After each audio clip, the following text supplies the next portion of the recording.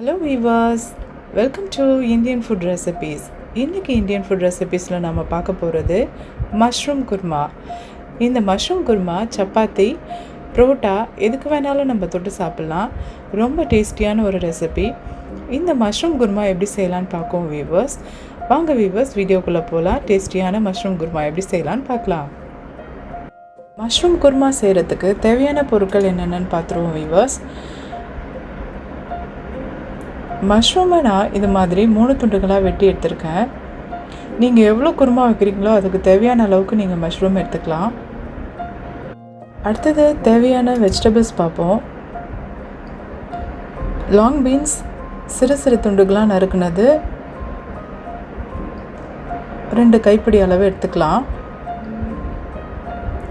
பச்சை மிளகாய் காரத்துக்கு ஏற்ற மாதிரி போட்டுக்கலாம். பெரிய வெங்காயம் 4 பெரிய வெங்காயம் எடுத்திருக்கேன். அதை பெரிய பெரிய பீஸாக வெட்டி வச்சுருக்கேன். இது மாதிரி பெரிய துண்டுகளாக நம்ம போட்டு எடுத்து வச்சுக்கலாம்.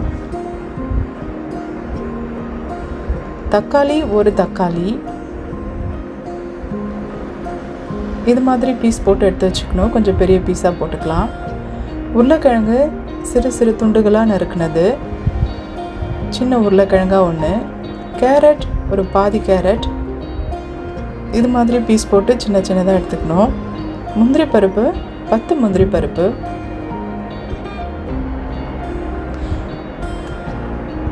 அடுத்ததாக தாளிக்கிறதுக்கு தேவையான ஸ்பைசஸ் என்னன்னு பார்த்துருவோம்.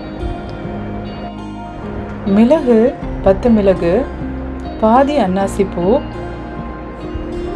பிரிஞ்சி இலை 1, ஏலக்காய் 1, கிராம்பு 2, பட்டை சிறிதளவு, ஜாவித்ரி சிறிதளவு. இதெல்லாம் நம்ம தாளிக்கிறதுக்கு தேவையான ஸ்பைசஸ். மஷ்ரூம்ஸை இப்போ நம்ம கொதிக்கிற சுடுதண்ணியில் போட்டு எடுத்துருவோம். கொதிக்கிற சுடுதண்ணியில் போட்டு ஒரு 5 மினிட்ஸ் அப்படியே விட்டுட்டு அப்புறமா அதை வடிகட்டிட்டு அப்புறமா சமைக்கிறது நல்லது வீவர்ஸ். மஷ்ரூம்ஸை டைரெக்டாக பயன்படுத்துகிறத விட இது மாதிரி கொதிக்கிற தண்ணியில் போட்டதுக்கப்புறமா யூஸ் பண்ணணும்.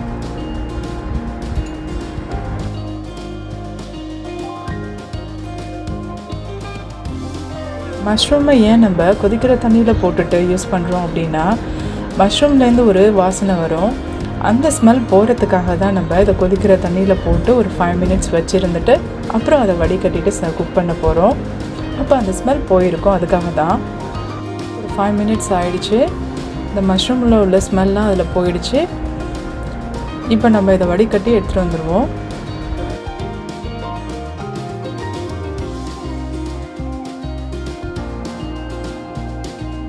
இப்போ நம்ம சமையலை ஸ்டார்ட் பண்ணிவிடுவோம் வீவர்ஸ். வானலில் எண்ணெய் எடுத்திருக்கேன், கடலை எண்ணெய். அதோட இந்த ஸ்பைசஸ் எல்லாம் போட்டுடுவோம், தாளிச்சிடுவோம்.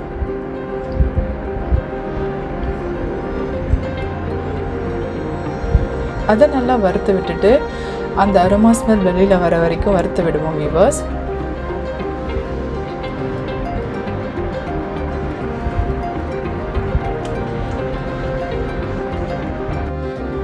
இப்போது அடுத்ததாக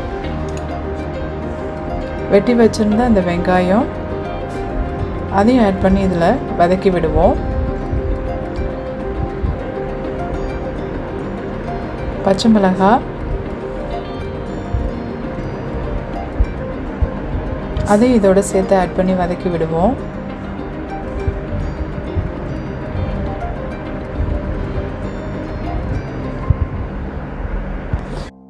வெங்காயம் நல்லா பாயில் ஆகிற அளவுக்கு இதை வதக்கி விடுவோம். இப்போது வெங்காயம் நல்லா வதங்கியிருக்கு வீவர்ஸ். இது மாதிரி லைட் ப்ரௌனாக மாறினா போதும். இப்போ அதோட தக்காளி ஆட் பண்ணிக்குவோம். தக்காளி இதுலேயே சேர்த்து ஒன்றா சேர்த்து வதக்கணும். தக்காளி நல்லா வேகிற அளவுக்கு வதக்கி விடுவோம்.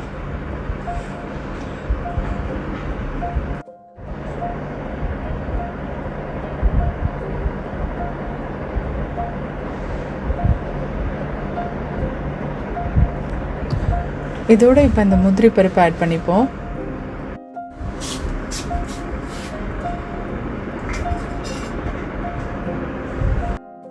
சில பேருக்கு மஷ்ரூமோட ஜிஞ்சர் கார்லிக் பேஸ்ட் ஆட் பண்ணுறேன், சாப்பிட்றது கூட பிடிக்கும். இந்த மிக்ஸோட நீங்கள் ஜிஞ்சர் கார்லிக் பேஸ்ட்டையும் ஆட் பண்ணிக்கலாம். அப்படி இல்லைன்னா பூண்டு ஒரு 10 பல், இஞ்சி சிறு துண்டு அளவு எடுத்து இந்த வெங்காயத்தோடு சேர்த்து அதை வதக்கிக்கலாம் வியூவர்ஸ்.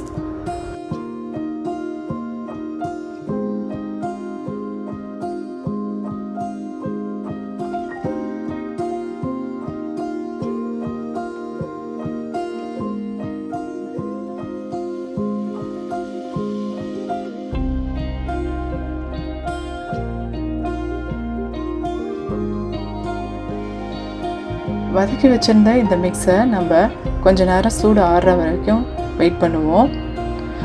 சூடு ஆறுனதுக்கப்புறமா இந்த மிக்சியில் போட்டு அரைச்சி எடுத்துக்கலாம் வியூவர்ஸ். இப்போ நான் இன்னொரு வானலில் எண்ணெய் ஊற்றிருக்கேன், கடலெண்ணெய். கொஞ்சமாக கடலெண்ணெய் எடுத்துப்போம். அந்த கடலெண்ணெயோட நம்ம வெட்டி வச்சுருந்த உருளைக்கிழங்கு, கேரட், பீன்ஸ் இது எல்லாத்தையும் சேர்த்து வதக்கி விடுவோம். இது ஒரு 5 to 10 மினிட்ஸ் நம்ம வதக்கினா போதும் வியூவர்ஸ். இந்த வெஜிடபிள்ஸை நம்ம எண்ணெயில் போட்டு வதக்கும் போது அதோட ஃப்ளேவர் நல்லாயிருக்கும். அதனால தான் கொஞ்சம் நேரம் இதை எண்ணெயில் வதக்கி விடணும்.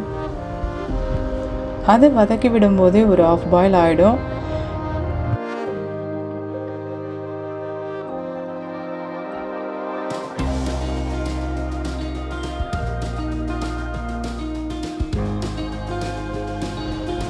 இப்போ இந்த வெஜிடபிளோட தேவைக்கேற்ப உப்பு ஆட் பண்ணிப்போம். கொஞ்சமாக உப்பு ஆட் பண்ணால் போதும். நம்ம அரைக்க போகிற அந்த மசாலாவிலையும் நம்ம இப்போது உப்பு ஆட் பண்ண போகிறதுனால இதில் கொஞ்சமாக உப்பு ஆட் பண்ணால் போதும் வியூவர்ஸ். இதை அப்படியே 5 மினிட்ஸ்க்கு பாயிலாக விட்டுடுவோம். அதுக்காட்டி நம்ம இப்போ அந்த மசாலா அரைச்சி எடுத்துகிட்டு வந்துடலாம் வியூவர்ஸ். இப்போ இந்த வெஜிடபிளை நம்ம 5 மினிட்ஸாக வதக்கி விட்டுருக்கேன் வியூவர்ஸ். இது 5 மினிட்ஸ் ஆகிடுச்சு. இப்போ இதோட நம்ம மஷ்ரூம் ஆட் பண்ணிப்போம்.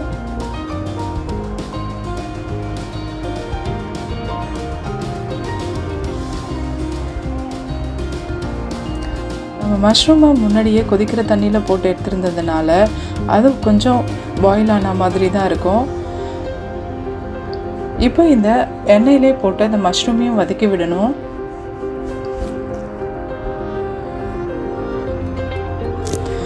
இதை எண்ணெயில் போட்டு வதக்கும் போது இந்த வெஜிடபிள்ஸ் நல்ல ஃப்ளேவர் கொடுக்கும். குருமா நல்லா டேஸ்டியாக இருக்கும். அதுக்காக தான் இதை எண்ணெயிலே வதக்கி விட்டு பாயில் பண்ணுறோம்.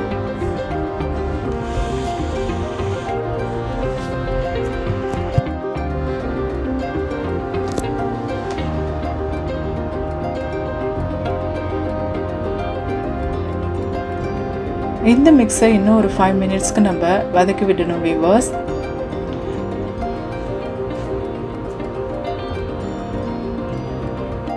வதக்கி வச்சுருந்த இந்த ஆனியன் எல்லாம் நல்லா ஆறி போயிடுச்சு. இப்போ நம்ம இதை மிக்சியில் போட்டு அரைச்சிட்டு வந்துடலாம். இப்போ இந்த மசாலா மிக்ஸோட உப்பு ஆட் பண்ணிப்போம்.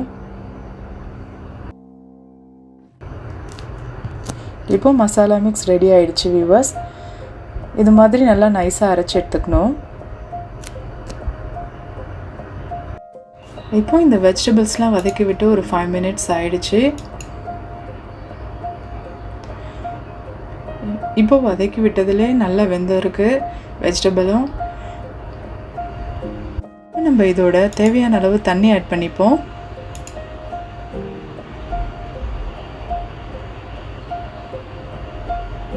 இதை நல்லா மிக்ஸ் பண்ணி விட்டுட்டு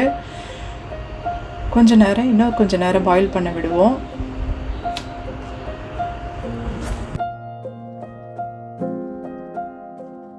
இப்போது இது மாதிரி நைஸாக அரைச்சி எடுத்துருந்து இந்த மசாலாவை நம்ம இப்போது பாயிலான இந்த வெஜிடபிளில் ஆட் பண்ணிவிடுவோம். காய் எல்லாமே நல்லா வெந்திருக்கு வீவர்ஸ். எல்லா காயும் நல்லா வெந்துருச்சான்னு பார்த்துக்கணும் ஒரு தடவை. உருளைக்கிழங்கு சமையறதுல வேகிறதுக்கு லேட் ஆகும். அதை ஒரு தடவை நம்ம செக் பண்ணிக்கணும் வீவர்ஸ். அதுக்கப்புறமா இந்த மசாலாவை இதோட ஆட் பண்ணிவிடுவோம். இப்போ எல்லாம் நல்லா மிக்ஸ் பண்ணி விட்டுடுவோம் இதோட.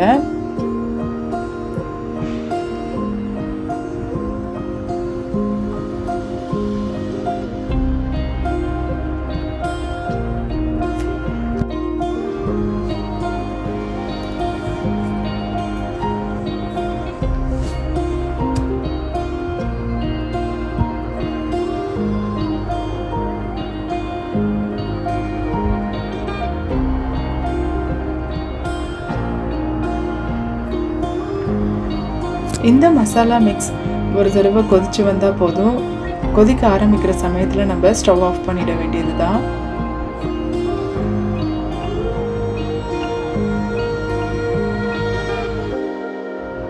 மஷ்ரூமும் நல்லா வெந்து போயிடுச்சு.